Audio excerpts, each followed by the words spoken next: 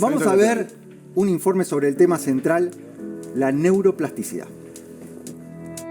La estimulación cerebral es fundamental para mantener la salud y el funcionamiento óptimo del cerebro. Y para ello, la neuroplasticidad cumple un papel crucial, ya que se trata de la capacidad del cerebro para cambiar, adaptarse y reorganizarse en respuesta a exigencias, aprendizajes y entornos. Esta capacidad permite que el cerebro se recupere de lesiones y se adapte a nuevas situaciones. También ayuda a mejorar la memoria, el aprendizaje, reduce el estrés y la ansiedad y mejora la regulación emocional. Vamos a conocer más sobre el sorprendente poder del cerebro para repararse a diario y aprender toda la vida. Estamos en el living de ADN Buena Salud con el doctor Claudio Weisburg, que es neurocientífico. Un gusto que estés acá, Claudio. Gracias por la invitación. Gracias a vos por venir. Estamos hablando de neuroplasticidad y si tenemos que llevar este concepto en forma sencilla a la gente, ¿cómo lo definirías? Lo que mejor permite entender qué es la neuroplasticidad es la capacidad que tiene el cerebro para generar nuevas conexiones con el aprendizaje. Entonces esto es un cambio permanente. En una charla con docentes traté de poner el ejemplo más claro y es el que estimula un cerebro es un arquitecto o un citoarquitecto, porque cada estímulo cambia la corteza cerebral. Entonces, cómo la corteza cerebral, cómo nuestro cerebro cambia con el aprendizaje, esa es la neuroplasticidad. ¿Qué es cambiar? Generar más interconexiones, estimular áreas del cerebro que tenés que tenerlas activas. Y el músculo, el cerebro hay que pensarlo como un músculo. Entonces el músculo que no usás se atrofia.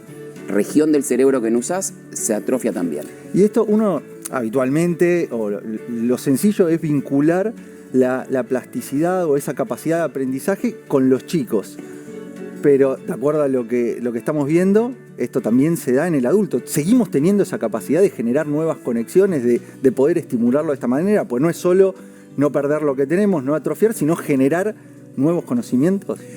La neuroplasticidad es una capacidad que tiene el cerebro hasta el último día de tu vida. Es decir, que una persona que se jubila de su trabajo no tiene que jubilar su cerebro. Entonces al cerebro hay que mantenerlo activo y en línea con el músculo que uno tiene, lo tenés que tener todo el tiempo en forma. Lo tenemos que usar, lo tenemos que desafiar, tenemos que estar permanentemente generando nuevos caminos.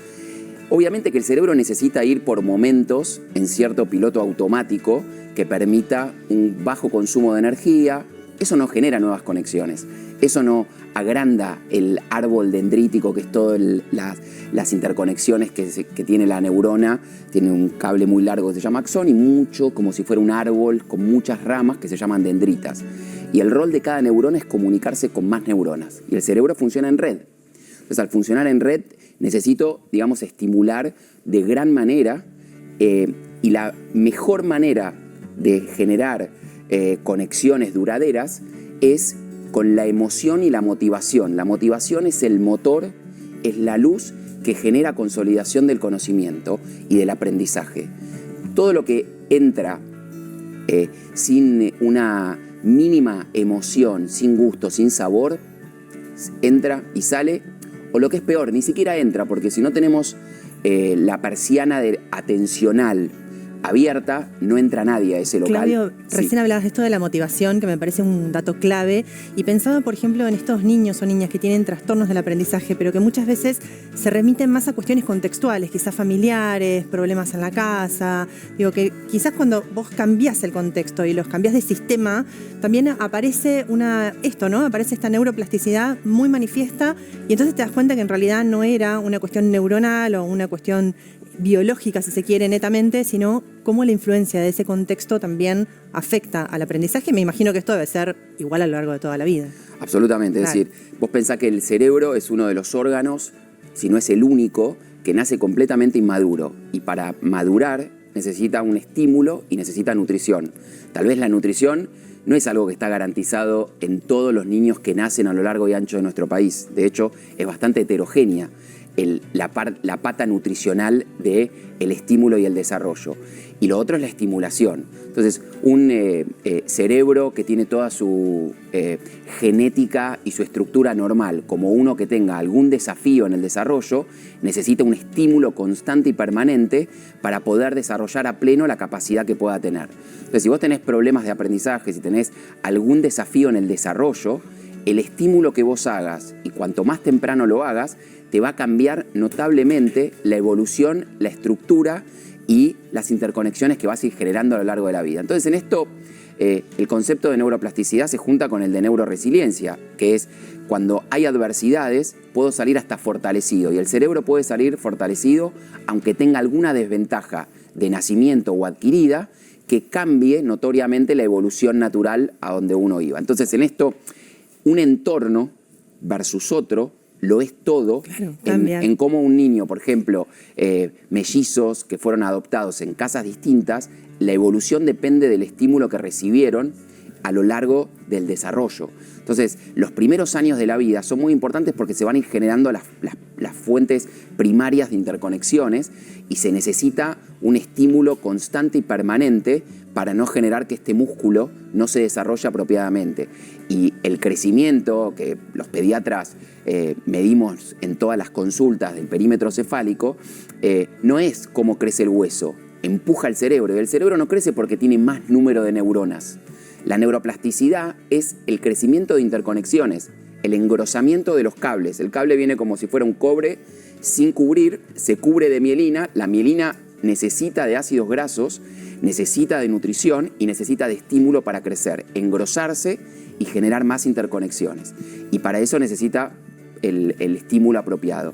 Entonces, los desafíos en el desarrollo necesitan de un abordaje temprano y necesitan de una estimulación adecuada y a la medida de cada necesidad o de cada cerebro en particular, que es singular y único. Con el paso del tiempo, dentro de las funciones del cerebro que más nos preocupan o que más queremos cuidar, está la memoria por un lado y la función cognitiva, esa capacidad que tenemos de entender, de pensar, está muy vinculada a esta plasticidad. ¿Cómo podemos protegerla? ¿Cómo podemos cuidar esas funciones del cerebro? Excelente, Milton, porque el cuidar el cerebro es cuidar las funciones del cerebro, la memoria, la atención, la comprensión, el razonamiento, el poder consolidar aprendizaje y poder evocarlo o poder responder frente a lo que aprendiste o tenés guardado. Y para eso tenemos que cuidar el cerebro.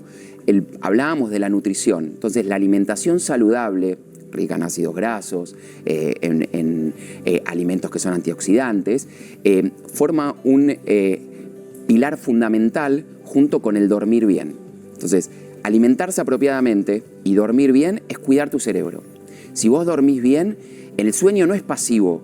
El sueño es una función fisiológica del ser humano que sirve para neuroproteger al cerebro, consolidar lo aprendido. Entonces, un chico que se queda toda la noche sin dormir para ir a rendir un examen, va a rendir peor y sus funciones ejecutivas, su atención, su memoria y lo que aprendió es mucho menos que si estudias el 80% y dormís por lo menos 4 horas para consolidar conocimiento. Entonces, alimentación, sueño, actividad física, el ejercicio consolida conocimiento, neuroprotege. Las personas mayores que hacen ejercicio tienen un cerebro más saludable, tienen una mejor memoria y están más atentos a lo que pasa. Hablando de atención, trabajar la atención plena, la relajación, la meditación, el mindfulness, el aquí, el ahora, permite poder generar que el ingreso de la información sea pleno.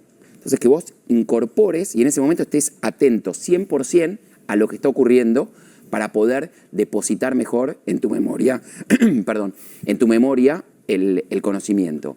Y en esto, el punto importante es la motivación. El cerebro motivado aprende mejor, genera liberación de dopamina que consolida el aprendizaje y yo necesito desafiar. Todos los días tengo que aprender algo nuevo.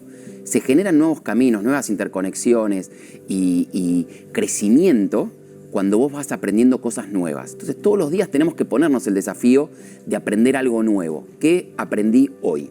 Y la socialización, los vínculos, la familia, los amigos.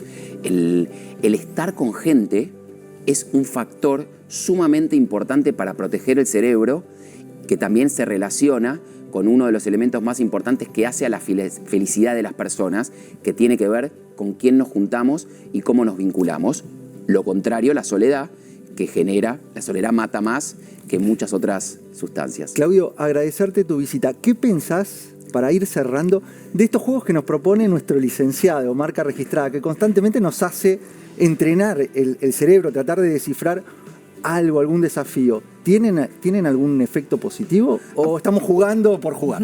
Tienen absolutamente, en relación al desafío, el pensamiento, digamos, si vos vas siempre por el mismo camino, se relaciona con que no gastás combustible, no generás nuevas conexiones. El pensamiento lateral, el agarrar nuevos caminos, el fomentar la creatividad, genera el desafío suficiente para tener un aprendizaje diario. O sea que practicar el pensamiento lateral diariamente fomenta tu creatividad, ayuda a la neuroplasticidad y fomenta uno de los pilares esenciales, que es el desafío diario que tu cerebro tiene que tener constantemente. Bueno, Claudio, te agradecemos la Gracias a ustedes visita. por la invitación. Fuiste clarísimo.